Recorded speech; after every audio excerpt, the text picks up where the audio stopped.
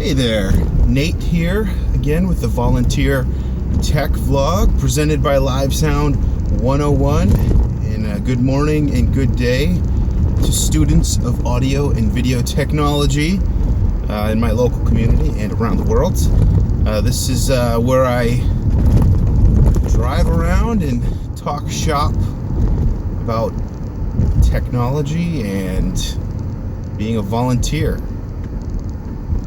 So one of the things I wanted to chat about in this video, or the important thing I wanted to chat about, is on May 2nd, 2015, Manny, a trustee at the church, and myself set aside some time to go troubleshoot this intermittent noise issue that was going on. I documented in a previous video. I think it's just called Intermittent Noise Trouble Report. I'll put a link to it. And we got to the bottom. We think we got to the bottom of what the noise was coming from. And before I get too far into that, let me just point out the perceived problem from the people that I need to try to make happy, basically, or the people that use the system that get very frustrated with it. And I mean, myself included, I get frustrated with it too. And when there's noise in the system and we don't know where it's coming from, it's a frustrating thing. And so the perceived problem was that on any given Sunday, most of the inputs would be okay, but every once in a while, randomly, one of the inputs would become bad, quote unquote bad. It would be noisy, and the perception was there was no rhyme or reason for which channel would go down, and it would happen randomly. Sometimes it would happen, sometimes it wouldn't, and the fear was that any channel was susceptible to this noise. And so people were saying, like, you know, we need to replace all the XLRs and run all the cable, like run all new cable, and like the XLRs are bad, quote unquote bad XLRs. Let's, you know, this is unacceptable. Like, we've been trying to get by for too long. And totally get it. Like, if you're a worship pastor, if you're a musician, and you're just trying to like prepare and play for Sunday morning, you don't want to have to worry about, oh, you know, my channel just went down, right? So that was the perception, right? And so me being like a technology person, I kind of thought, well, gee, like that's a pretty bad problem if that's really true. So anyway, I had a hunch that there was something else going on, but I wasn't sure what it was, right? Because if you can't define the problem properly, you can't fix it.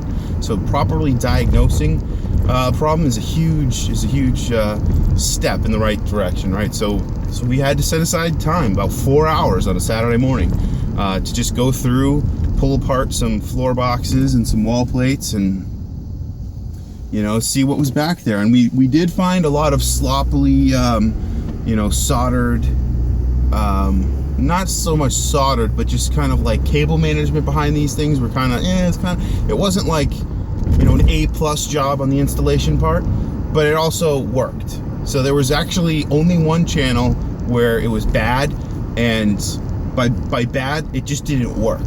There was like you couldn't use that channel because it wouldn't function. So the one XLR we did find that was truly bad was never in use because it just didn't work. So we fixed that one. So that was some low-hanging fruit to go for. Just wired it back up. What happened was it had just gotten tugged on way too hard, and 2 out of the 3 conductors are actually just pulled right out of their solder joints. So anyway, fixed that up, no problem. So what we found was, so as the guy who runs sound, this intermittent noise, I realized it was pretty heavily on channels like 20 and 21, right? It was almost always there. And then sometimes it would also be on 20, 21, and it would be on like 22, 23, 24, and sometimes it would be on 17, 18, but it wasn't always on those channels. So it was like, that was the weird thing for me. It always presented itself on like 20 and 21, and then sometimes elsewhere. But what we realized when Manny and I were testing was that the only channels that were ever affected were part of this group of 8 channels that all led back to a single device. And what we were able to do is realize that, wow, channels 17, 18, 19, 20, 21, 22, 23, 24, those 8 channels always were physically connected back to our analog to digital converter number 3, right? And that's a Behringer ADA8000. Now, say what you want about Behringer. Lately they've been trying to move in a new direction here by acquiring Midas over the last couple years, and TC Electronics, Lab Group, and like they're the Behringer's owners, this music group, are trying to acquire higher quality, better brands with more notoriety associated with them. So anyway, Behringer has historically been associated with kind of like bargain basement stuff. Like if you just want the cheapest possible piece of gear, you go with a Behringer. And that's what we had to do to cut costs and work within our budget. We try to go with the cheapest possible one. And I will say we've got 4 of these units, and 50% of them have failed or proven to be unreliable. So I'll just say that.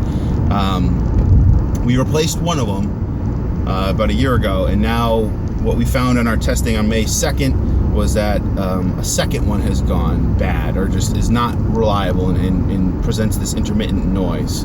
And we just did that through some testing. I ran some signal through there, and we did some physical hard swapping of audio lines down at the amp closet where all the patch points come in to the system there, into the snake.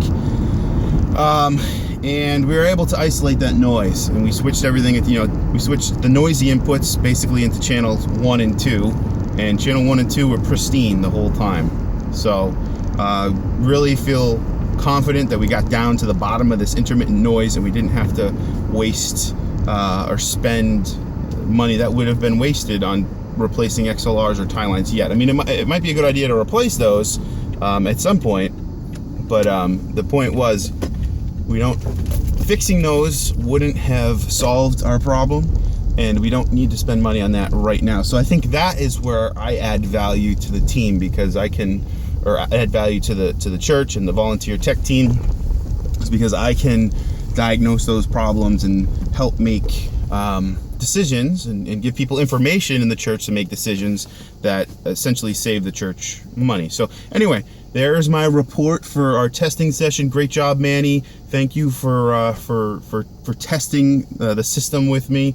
I thought it was very productive. We got to get a replacement analog to digital converter, and we should be good. All right, thanks for watching this episode of the Volunteer Tech Vlog. I hope you'll subscribe if you found this info useful. Have a good day.